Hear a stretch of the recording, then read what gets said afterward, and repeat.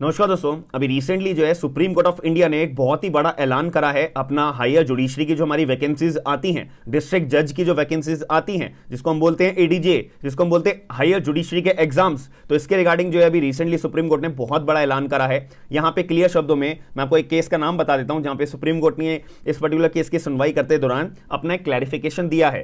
Case का नाम है ऑल इंडिया जजेस association and others versus union of India and others 2010 supreme court का। हालांकि ये पहले केस की सुनवाई हाई कोर्ट्स में हुई थी, हाई कोर्ट ने भी अपना डिसमिस कर दिया था। बहुत लंबे समय तक ये केस अभी पेंडिंग में रहा था। उसके बाद फिर जब हाई कोर्ट में डिसमिस हुआ, फिर ये सुप्रीम कोर्ट के पास अपना केस में आया, सुप्रीम कोर्ट में भी पेंडिंग रहा। तो अब रिसेंटली जो है सुप्रीम कोर्ट ने इसकी सुनवाई करके जो है क्लैरिफिकेशन बिल्कुल क्लियर शब्दों में बोल दिया है।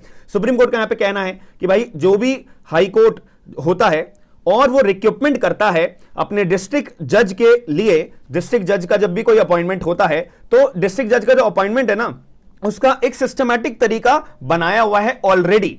तो जो भी कोई हाई कोर्ट है वो पर्टिकुलर जो सिस्टमैटिक तरीका बनाया हुआ है डिस्ट्रिक्ट जज का अपॉइंटमेंट के लिए, उसको ब्रीच नहीं करेगा। जैसे कि सिस्टमैटिक तरीका का मतलब क्या होता है भाई, देखो सबसे पहली बात 25%, जैसे कि मान लेते हैं 100 सीटें हैं डिस्ट्रिक्ट जज के की 100 सीटें खाली पड़ी हैं, तो इसको फिलअप करना है हाई कोर्ट की जिम्मेदारी है। तब डिस्ट्रिक्ट जज मतलब हायर जुडिशरी ऑब्वियसली।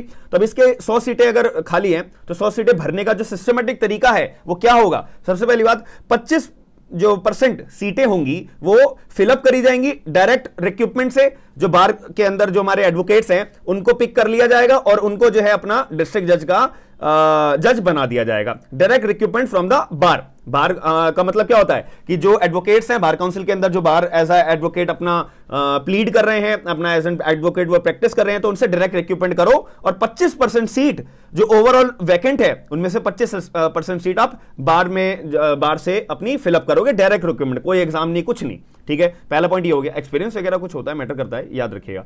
दूसरी बात इसके अंदर आती है, अब 75 सीटें खाली पड़ी हुई हैं, वो कैसे फिल करी जाएंगी। 75 में से जो 65% सीट होंगी, जितनी भी वैकेंट सीट हैं, 65% सीट जो है उनका जो है रेगुलर प्रमोशन के थ्रू जो है वो आपको भरनी पड़ेंगी। जैसे कि आपको पता होगा कि हमारे जजेस के जो है ना एक हियरार्की होती है, मैजिस्ट्रेट्स की जो एक हियरार्की होती है।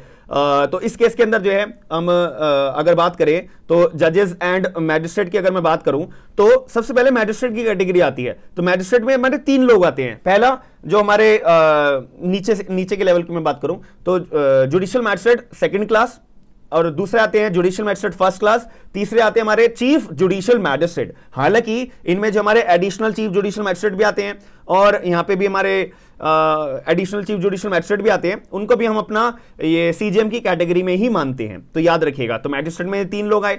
अब जजेस के अंदर भी हमारे जो है 3 लोग आते हैं सबसे। हालांकि प्रैक्टिकल के अंदर जो है हमारे जजेस के जो हमारा एक तरीके से प्रैक्टिकली हम जो डील करते हैं तो 2 ही कैटेगरी होती है। पहले होते हैं हमारे डिस्ट्रिक्ट जज हो गए और दूसरे हमारे हो गए एडिशनल डिस्ट्रिक्ट जज।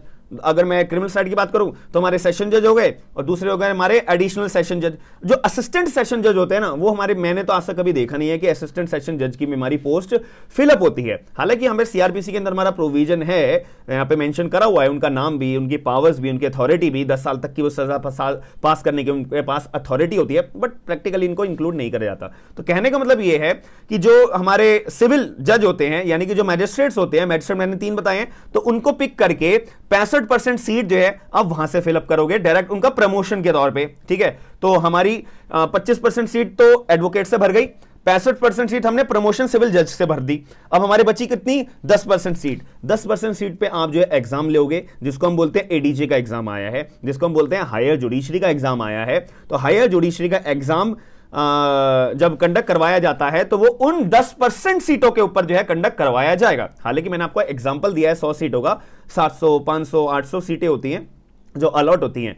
तो उसमें से आप अगर रेशो निकालोगे 25% का, 65% का और 10% का, तो अगर 800 सीटें मान के चलो या 700 सीटें मान के चलो तो उसका 10% क्या होगा, 70 सीटें। तो 70 सीटें जो है आपका एग्जाम के लिए कॉम्पिटिटिव एग्जाम कंडक्ट करवा के निकाली जाएगी। हालांकि वो एग्जाम आपका हाई कोर्ट कंडक्ट करवाए या हमारा जो है स्टेट पीसीएस कंडक्ट करवाए, एज अ केस में भी, बट जो है 10% का जो कोटा है जो फिलअप करने का, वो केवल और केवल कॉम्पिटिटिव एग्जाम से ही अपना कंडक्ट करवाया जाएगा। और यहां पे सुप्रीम कोर्ट ऑफ इंडिया के द्वारा जो है एक और यहां पे एक बात बोली गई है कि भैया जो हमने सिस्टमेटिक तरीका ये बनाया हुआ है ना, कोई भी हाई कोर्ट के पास यहां पे अधिकार नहीं है कि वो अपना सर्विस रूल चेंज कर दे या सर्विस रूल को बदल दे, 10% की जगह 20% कर दे, ऐसा वो नहीं कर सकते। और अगर कोई भी सर्विस रूल के अंदर कोई डिस्टर्बेंसी है, मान लेते हैं सर्विस रूल में लिखा हुआ है कि 8% का रिक्रूटमेंट होगा एग्जाम का, रिक्रूटमेंट हम लेंगे एग्जाम के थ्रू, कॉम्पिटेटिव एग्जाम के थ्रू, लेकिन सुप्रीम कोर्ट ने बोला 10%, तो यहां पे इस पर्टिकुलर डिस्प्यूट के अंदर सुप्रीम कोर्ट के जो रूल्स हैं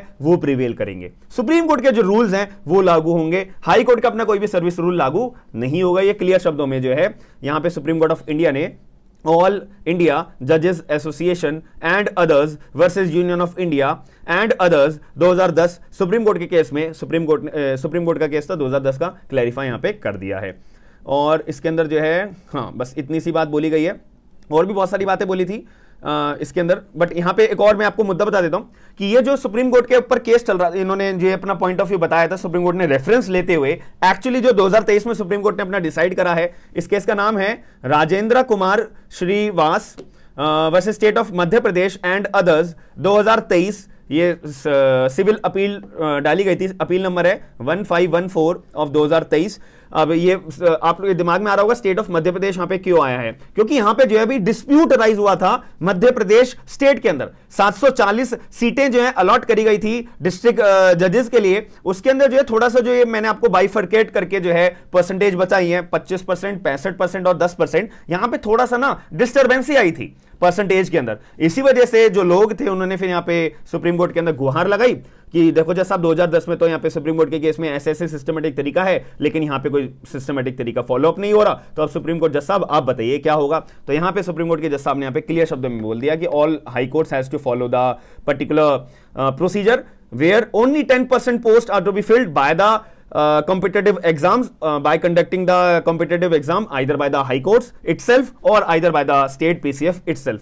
तो कॉम्पिटेटिव एग्जाम यानी हायर जुडिशियल के लिए 10% पोस्ट होंगी। तो याद रखिएगा, अगर वीडियो के अंदर जो मैंने आपको जानकारी दी है वो आपको अगर पसंद आई है, और आपका क्या पॉइंट ऑफ व्यू रहेगा कि यहाँ पे जो है परसेंटेज हमारे को इंक्रीज करनी चाहिए या नहीं करनी चाहिए, 10% तक हम सही रहती है, क्योंकि आप लोग जानते होंगे एक तो डिस्ट्रिक्ट जज का एग्जाम है और जो कि बहुत ज्यादा हाई लेवल का एग्जाम होता है, टफ एग्जाम होता है। आप लोगों ने बहुत सारी न्यूज भी देखी होगी, मेरी वीडियो भी मैंने एक बनाई थी कि जब एक बार जम्मू एंड कश्मीर के अंदर डिस्ट्रिक्ट जज का एग्जाम हुआ था, इतने सारे कैंडिडेट्स ने अपना फॉर्म भरा था, एक भी बच्चे ने जीरो कैंडिडेट थे जिन्होंने अपना एग्जाम क्लियर करा हो।